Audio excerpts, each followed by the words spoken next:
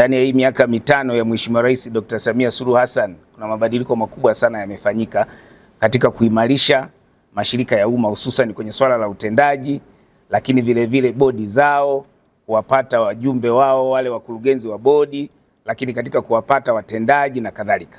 Kwa hiyo hii inaonyesha kabisa msajili wa hazina anapoambia kwamba kuna mabadiliko makubwa, hasa ukusanyaji wa zile dividend, magawio ambayo tunayapata serikalini, maana yake ni kwamba kuna kazi kubwa imefanywa na ofisi yetu ya msajili wa hazina. Kwa hiyo mimi niliona nitangulie kusema hilo na niwashukuru sana kwa hii kazi ambayo wanaifanya. Sisi kama ofisi ya Rais mipango na uwekezaji tupo tayari kuwapa ushirikiano, kutoa guidance ambazo kimsingi sisi tunazipata kwa Mheshimiwa Rais Dr. Samia Suluhu Hassan. Tumekuwa na huu taratibu tangu mwaka 2024 wa kuwaita wakurugenzi wote wa bodi zetu ambazo kimsingi tumekuwa nazo, na lakini vile vile wale wakuu wa taasisi, yani ma CEOs na ma DG wa hizo taasisi. Na hii ilianza 2024 na lengo la kuanzisha, tulitaka kwanza tuwe tunapata feedback kutoka kwao, tupate matatizo yao, lakini wapi wanakwama, lakini vivyo wote tuwe kitu kimoja, tuone tunasonga wapi. Nyinyi ni mashahidi, mwaka jana Mheshimiwa Rais Dr. Samia Suluhu Hassan alianzisha mchakato wa kutengeneza dira ya miaka 25 2050. Tayari dira tuishaipitisha, lakini tulipoingia sisi kwenye ofisi hii baada ya kututeua mimi na Mheshimiwa Waziri Profesa Kitila Mkumbo, alitupa maelekezo kutengeneza nyenzo za utekelezaji. Mojawapo ya nyenzo aliyotuambia tuandae mpango elekezo wa miaka 25 ambao kimsingi tayari ulishapitishwa, lakini atuelekeza tuandae mpango wa miaka mitano wa 4 ambao kimsingi nao tumesha upitisha. Sasa hivi tunaandaa mpango wa mwaka mmoja ambao kimsingi utaenda kupitishwa na bunge letu. Katika hii mipango yote, nafasi ya sekta binafsi na sekta ya umma imepewa kipaumbele sana.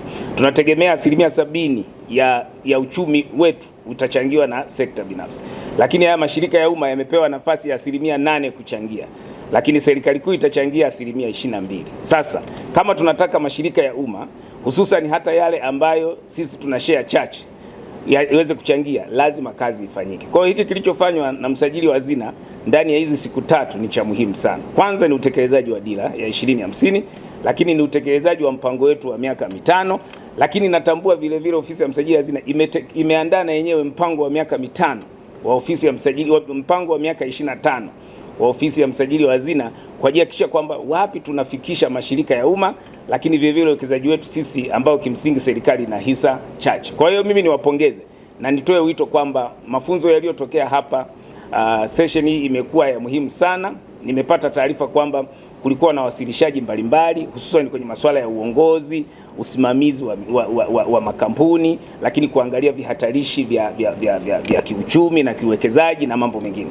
Lakini taarifa niliyopewa vile vile kulikuwa kuna mafunzo ambayo yanawahusu hata jinsi gani sisi tunaweza kufanya kazi kwa ubia kati ya serikali na sekta binafsi. Na huo ndio mwelekeo wa serikali kwa sasa hivi. Mheshimiwa Rais ametuelekeza sasa hivi tuweke mkazo mkubwa kuhakikisha kwamba sekta ya umma na sekta binafsi zinafanya kazi kwa pamoja. Ukiangalia katika yale mashirika yetu 56 ambayo sisi tuna hisa chache, mashirika mengi ni mashirika ya watu binafsi. Na katika hayo mashirika 56, mashirika 10 tu ni ya nje, lakini mashirika mengine yote na makampuni yote yapo ndani, takriban 46. Maana yake ni nini? Vile vile sisi kama ofisi ya Rais mipango na uwekezaji ambao kimsingi tuna jukumu la kusimamia uwekezaji, tuna jukumu la kulea mashirika ya ndani. Nimefurahishwa kuona uwekezaji mkubwa huu ambao kimsingi ndio chachu kubwa ya maendeleo ya nchi yetu unatoka kwenye mashirika ya ndani. Na niwaambie waandishi wa habari, sisi tunasimamia mashirika zaidi ya 308. Lakini mashirika ambayo kimsingi yamekuwa na mchango mkubwa, ingawa ni machache, hayo 56 ni haya ambayo sisi serikali tuna share chache. Maana yake ni nini? Maana yake inaonyesha kwamba tuna bodi ambazo ni thabiti, tuna wenye viti wenye uwezo, tuna ma-CEO wenye uwezo, lakini kazi ambayo anaifanya Mheshimiwa msajili wa hazina kwa kuwaita hawa kila mwaka na kuweka mikakati ya kuhakikisha tunafika mbali, nadhani imekuwa na tija. Na niwaambie kabisa sisi kama serikali tunaunga mkono adhima hii ya mashirika haya ambayo kimsingi sisi tuna share chache, na lengo letu ni kuhakikisha kwamba hawakwami, waweze kuwekeza vizuri, biashara zao ziende vizuri, na sisi kama serikali tuweze kupata gawio, tulirudishe kutoa huduma za wananchi. Mheshimiwa Rais ameahidi ifikapo 2030 anapotoka hataki kuacha barabara tu, hataki kuacha viwanja vya ndege tu, hataki kuacha makongamano tu, anataka kuacha tabasamu kwa wananchi. Tabasamu litakuja iwapo uchumi wetu tutaukuza, lakini kikubwa zaidi ni kuhakikisha tunahamasisha ushirikiano uliopo kati ya sekta ya umma na sekta binafsi, na hiyo itakuwa ndio nyenzo muhimu kuhakikisha kwamba tunapambana na changamoto za kiuchumi, lakini changamoto za kifedha. Nyinyi ni mashahidi, sasa hivi wenzetu huko majirani wanapigana. Kwa hiyo lazima tubuni mbinu mbadala za kuhakikisha kwamba tunapata vyanzo mbadala vya fedha, na njia rahisi ni kuweka mashirikiano. Kuna vitu ambavyo vinaweza kufanya kazi na private sector, lakini kuna vitu ambavyo vinaweza kufanya kazi na public sector au sekta ya umma. Tukiunganisha nguvu kati ya sekta ya umma na sekta binafsi kwa kupitia public private partnership, ubia kati ya sekta ya umma na sekta binafsi, nina uhakika tutafanya mambo mengi. Na nitoe wito kwa kupitia hadhira hii, wawekezaji wote ambao wanadhani wanayo nafasi ya kushirikiana na serikali, milango yetu ipo wazi.